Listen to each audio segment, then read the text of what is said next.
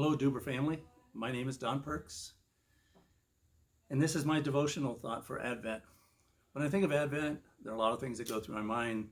Familiar passages of Scripture, favorite Christmas carols, and then those experiences that happen only at Advent. So I want to share some of those with you this morning.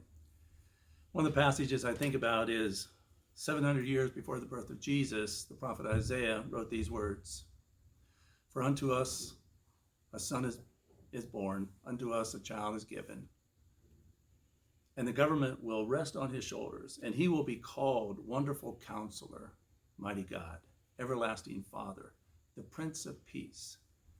And of the increase of his government and peace there will be no end." I think one of the things that Isaiah was trying to say to us is that when the Messiah, Jesus, came, that he was going to bring a peace that the world had never experienced before. That's why that Christmas carol, Silent Night, is so meaningful to me. Silent night, holy night, all is calm, all is bright. And then the final line in that first verse, sleep in heavenly peace, sleep in heavenly peace.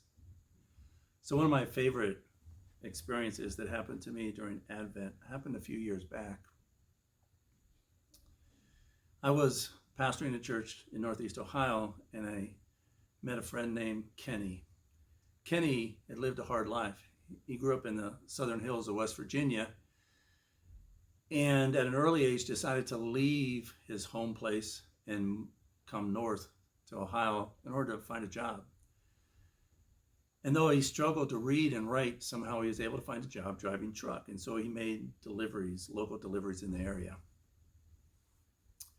I said he lived a hard life, and that was because he grew up in a family that it was easier for them to hold grudges than it was to offer forgiveness. His early life was filled with a lot of anger, a lot of conflict. His adult life was filled with a lot of shame and fear that people would discover that he didn't know how to read and write. But when I met him, he was living alone, retired, living alone because he had lost his wife, the love of his life. And then he had just received the news that he had cancer. And so one Sunday morning, he walked into a Methodist church where I happened to be the pastor. And that began a wonderful friendship, a friendship that allowed me the opportunity to introduce Kenny to Jesus, the Prince of Peace. When I say he had a hard life, I didn't tell you that his last name was Hatfield. Yeah, from the famous Hatfield and McCoy families that feuded in Southeast West Virginia and Northern Virginia territory. And so his life was filled with a lot of unrest, a lot of conflict. But one day, had the opportunity to invite Jesus into his life. And when he did that, not all the pain was gone, not all the suffering was gone. He still struggled with the grief of losing his wife. He still struggled with some of the shame of not being able to read and write. But what did change was the conflict was gone. The unrest was replaced with peace, the peace that passes all understanding. So as we continued our conversations, Kenny had expressed interest in being baptized. But at this point, the cancer had grown worse, and he no longer was able to come to the church.